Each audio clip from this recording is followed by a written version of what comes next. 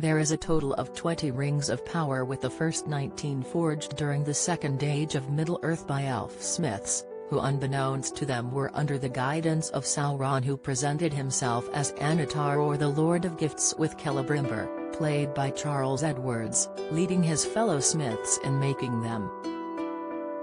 Each of the rings had different properties and looked distinctly different from each other, but the wearers didn't know the true intent of the rings or of the One Ring, which Sauron would use to control all those who wore the lesser rings. What do the Rings of Power actually do? 9 rings. The first 9 Rings of Power were given to the various leaders of men, who were either kings or warriors or sorcerers before they fell under the thrall of Sauron. They became immortal thanks to the power of those rings, and had the power to see things hidden from others, as well as the ability to become invisible. With the close of the Second Age, they all became ringwraiths, who served Sauron and became known collectively as the Nazgul. In The Lord of the Rings, the Nazgul was on the hunt for the One Ring with Frodo Baggins, Elijah Wood, desperately trying to evade the messy journey to Mount Doom to destroy it. 7 rings. There were 7 Rings of Power gifted to the Dwarf Lords, 1 for each of the clans: Durin's Folk, Firebirds, Broadbeams, Ironfists, Stiffbeards, Blackhawks, and Stonefoots. However, details about the stones or the names of these rings remained unknown. The rings did help the dwarves to establish their treasure hoards by attracting wealth, but they also increased greed, which would lead the wearer's ruin. Interestingly, Sauron was unable to wield as much control over the dwarves as he'd hoped, with the race described as hardy folk, and did not submit to his will. These rings didn't turn the dwarf lords invisible, but they were thought to increase their lives. 3 rings. The final 3 rings were for the Elven kings, and Sauron never touched these, with each one having a name and a gemstone embedded in it. The 3 rings were the Ring of Fire called Narya, the Ring of Adamant called Nenya, and the Ring of Air known as Vilya.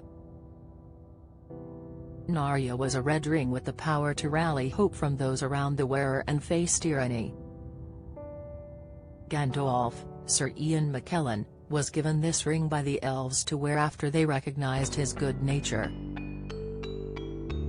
The white ring Nenya of Water was worn by Galadriel, Morfydd Clark, and gave her radiance as well as protection and preservation, with some believing it could hide her from evil. Finally, Vilya was the blue ring of air and was thought to heal and preserve, but its powers weren't explicitly stated. This ring was worn by Gil-galad, Benjamin Walker, and later by Elrond, Robert Aramayo. These rings didn't turn their wearer invisible, but instead became invisible once placed on someone's finger, and were thought to aid preservation rather than wielding power as such.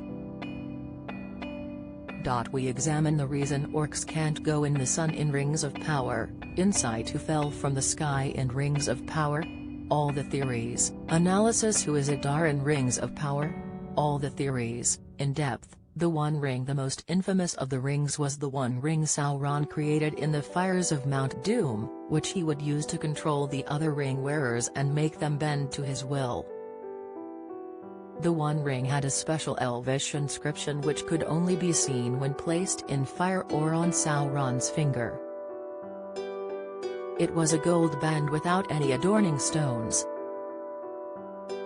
Sauron hoped to influence the thoughts of the other ring-bearers without having to resort to direct military conflict.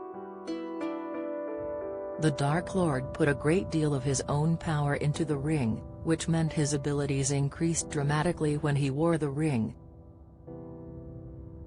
This ruling ring was thought to have a will of its own and carried out Sauron's will, changing its shape to fit different races.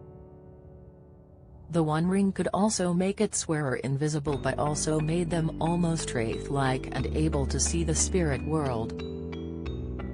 The Lord of the Rings: The Rings of Power airs on Amazon Prime Video on Fridays.